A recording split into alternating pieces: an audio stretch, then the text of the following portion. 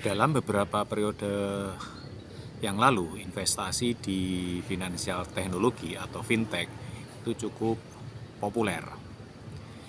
Mereka menawarkan imbal balik yang menarik, namun masih dalam kategori wajar. Imbal balik di 15-20 hingga 25% per tahun itu masih cukup realistis dan menarik, jauh di atas imbal balik tingkat bunga deposito di bank.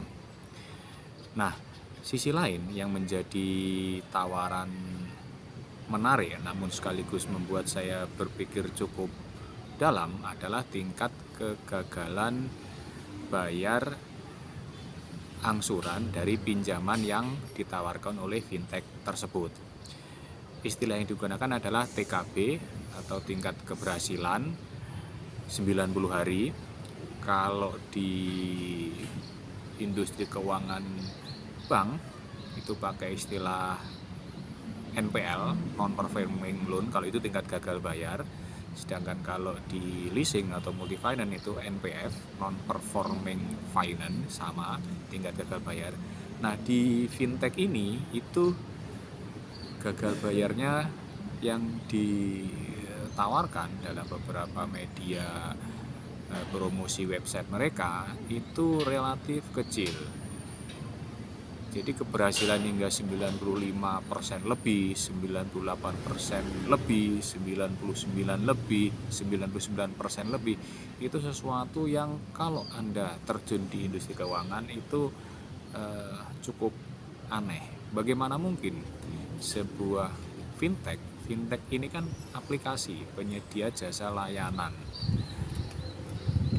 Bagaimana mereka itu sistem nagihnya, sedangkan di industri keuangan bank ada jaminannya bisa dieksekusi, atau yang di non-bank seperti leasing, multi finance itu begitu ketatnya mereka mengelola kolektibilitas atau tagihan, itu tidak sebagus dari yang mereka sampaikan.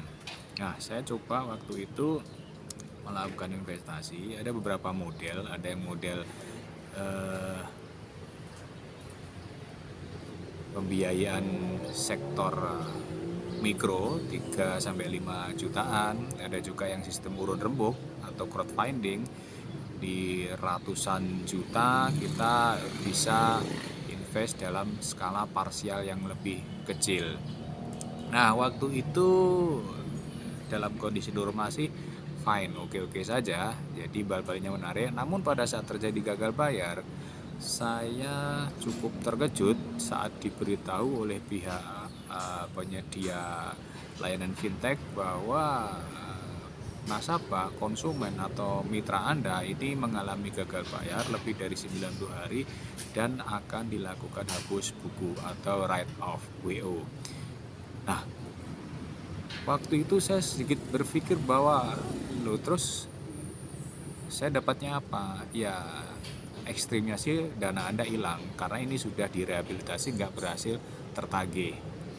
Nah, kalau sistem yang dijalankan seperti itu, saya sempat nyampaikan kenapa bisa seperti itu. Lah, ini sudah sesuai dengan ketentuan dari pihak otoritas. Ini loh surat pemberitahuan aturannya bahwa sudah memenuhi ketentuan untuk dihapus buku. Nah, kalau cara mainnya seperti itu, ya wajar-wajar saja. Manakala asalkan lebih dari 90 hari gagal bayar, hapus buku, TKB-nya pasti 100% terus kalau digitukan caranya.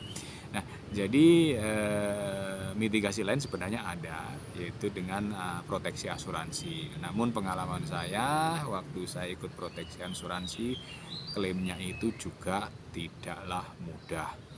Saya mengalami hingga lama sekali, lebih dari setahun, bahkan minta mediasi juga dengan pihak otoritas, dan sebagian belum selesai sampai sekarang. Jadi bagi Anda yang berinvestasi di fintech, memang sisi lain menarik, sisi lainnya harus Anda pertimbangkan bahwa ada potensi risiko seperti itu. Apapun itu, investasi adalah baik. Pertimbangkan Anda berinvestasi secara baik dan tidak serakah. Selamat berinvestasi.